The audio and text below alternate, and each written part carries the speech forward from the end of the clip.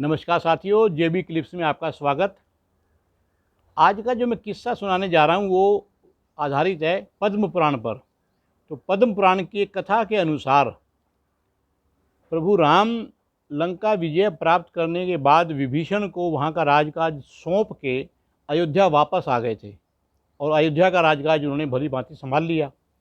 तो कुछ समय पश्चात प्रभु राम को ऐसा लगा, भगवान राम को ऐसा लगा कि एक बार मुझे लंका में जाकर के या किसी तरीके से वहाँ का हालचाल दोबारा से मालूम करना चाहिए। भाई विभीषण ने क्या उसी तौर तरीके से कामकाज संभाल सकता है, संभाल दिया है जिस प्रकार से वहाँ की जनता चाहती है।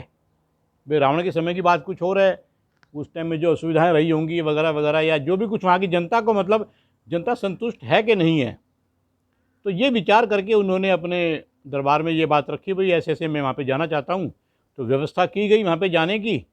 और भरत भाई कहते हैं कि भ्राताश्री, अगर आपका आदेश हो, मैं वहाँ पे जा नहीं पाया था आपके साथ में, उस वक्त तो लक्ष्मण भैया चले गए थे, तो आप मुझे भी साथ में ले चलो, मैं भी चाहूँगा भाई वहाँ पे जाना।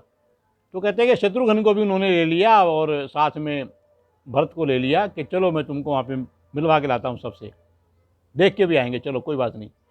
तो साथियों, जब वो वहाँ पे गए तो उनका बड़ा आदर सत्कार हुआ, वहाँ की जनता बड़ी खुश थी। किसी किस्म की उनको ऐसा लगा कि कोई असुविधा नहीं है जनता को, भगवान राम को वहाँ पे जाकर के खुद जो महसूस किया। तो विभीषण के साथ ऐसे बैठे हुए थे कि विभीषण, और कोई अगर दिक्कत हो तो बताओ, मैं तुमसे मिलने के लिए तो आया ही आया हूँ, साथ में ये भी देखने के लिए आया हूँ कि अगर कुछ और किसी काम में आ सकता हूँ तुम्हारे तो मुझे बताओ, मैं वो कर दूँगा। तो वो कहते हैं, प्रभु अगर आप नाराज़ ना हो तो एक बात कहूँ, हम एक विशेष समुदाय से आते हैं, उसको राक्षस प्रवृत्ति कह लो या जो भी कुछ कह लो, लंका जो है। अब हम ये चाहते हैं कि जिस पुल से आप यहाँ पे आए थे अपनी सेना को लेकर के, वानर सेना को लेकर के आप आए थे, आपने लंका पर फतेह प्राप्त की, विजय प्राप्त की, तो अब उसको पुल को किसी तरीके से आप हटा दो, क्योंकि वो हमको ऐसा लगता है कि किसी किस्म की हमको दिक्कत आ सकती है, असुविधा हो सकती है। जो जनता है जो वहाँ की, जो आपकी है, जो जैसे अब आप आए हो तो फिर लोग वहाँ यहाँ पर आना शुरू करेंगे, तो व्यवस्था में थोड़ी गड़बड़ हो जाएगी। मुझे ऐसा लगता है अगर आप नाराज़ ना हो तो आप कुछ इसका उपाय कर दो, बाकी सब ठीक ठाक है। बोले हाँ, ये चलो कोई बात नहीं, जब मैं यहाँ से जाऊँगा एक दो दिन के बाद में, या जब भी जो मैंने जाने का निश्चय किया है तो मैं इसका इलाज भी कर जाऊँगा। तो प्रभु एक इच्छा और है। बोलो बोलो कि मेरी माँ कैकसी आपसे मिलना चाहती है। भगवान राम को कहते हैं विभीषण कि मेरी माँ कैकसी आपसे मिलना चाहती है। मैं कब उनको आपसे मिलने का समय दूँ, कब आपके पास में समय है? आप अगर मिल लें तो बेहतर होगा, कृपा करके आप मुझे समय बता दें, मैं जाके अपनी माँ के पास में खबर भिजवा दूंगा। प्रभु राम कहते हैं, अरे तुम्हारी माँ मेरी धर्म माता है, क्या बात कर रहे हो विभीषण? मेरी धर्म माता को मुझसे मिलने के लिए टाइम मांगना पड़ेगा? नहीं, कमाल कर दिया। जैसे मेरी कौशल्या माँ जब मर्जी मेरे पास में आ सकती है, मैं उनके पास में जा सकता हूँ। आप उनसे कहो, वो जहाँ पर भी हैं, महल के जिस भी जगह पे जो भी उनका निवास है, जहाँ पे वो बैठी हैं, जहाँ पे वो रह रही हैं, मैं वहीं आऊँगा। विभीषण क्या बात कर रहे हो तुम?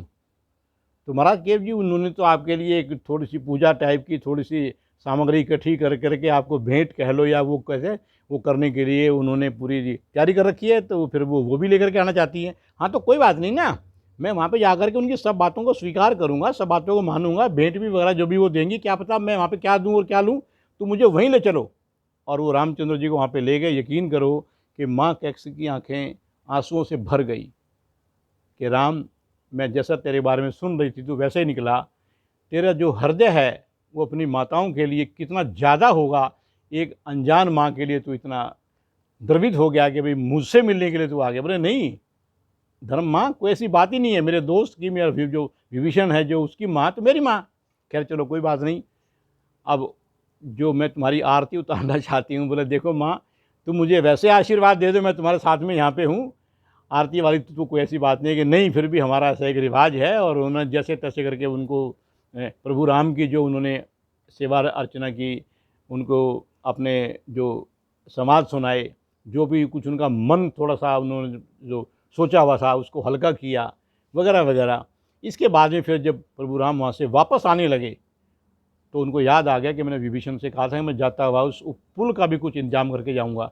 तो दोस्तों साथियों, एक जो धनुष जो होता है, जब उसमें बाण चढ़ाते हैं, जो प्रत्यंचा जो होती है डोरी, उसके धनुष के दो कोटी बोलते हैं उसको, एक ये कोटी है और नीचे वाली कोटी, दो कोटी है उसके, उसको बांध देते हैं। एक कोटी से बांधा, खींचा और दूसरी वाली साइड से उसको बांध दिया, तो धनुष कोटी बोलते हैं उसको। उस धनुष की सिर्फ कोटी से उस पुल के एक ऐसे हिस्से में से एक मतलब प्रहार किया, या एक उसको किल्ली निकाल दिया, एक पत्थर को निकाल दिया, कि जिससे सारा पुल स्वतः ढह करके और सीधा समुद्र के अंदर समा गया। ये काम भी उनका कर दिया। तब रामचंद्र जी वहाँ पे आए। तो ये किस्सा मैंने सिर्फ इसलिए शेयर किया है कि देखो, प्रभु राम, भगवान राम वैसे राम नहीं बने। उनकी आप देखो शक्ति, उनकी उनकी एक भक्ति कह लो माताओं के प्रति, जैसी अपनी माँ वैसी दूसरों की माँ। एक उनकी आस्था कह लो कि भाई जब वो नर रूप में यहाँ पे आए हैं, मानव रूप में आए हैं, तो भगवान वाली कोई बात नहीं, भाई कोई मेरी आरती उतारे, ये करे वो करे। माँ को उसी तरीके से मिले जैसे वो अपनी माँ से मिलते थे, विभीषण से उसी तरीके से जाकर के मिले जैसे एक राजा दूसरे राजा के पास में जाता है, उसकी कुछ जो छोटा राजा है उसकी कुछ दिक्कतें हैं उसको सुनता है, और वगैरह वगैरह। मतलब इससे मुझे काफ़ी शिक्षा मिली, मैंने आप लोगों के साथ में शेयर की। नमस्कार।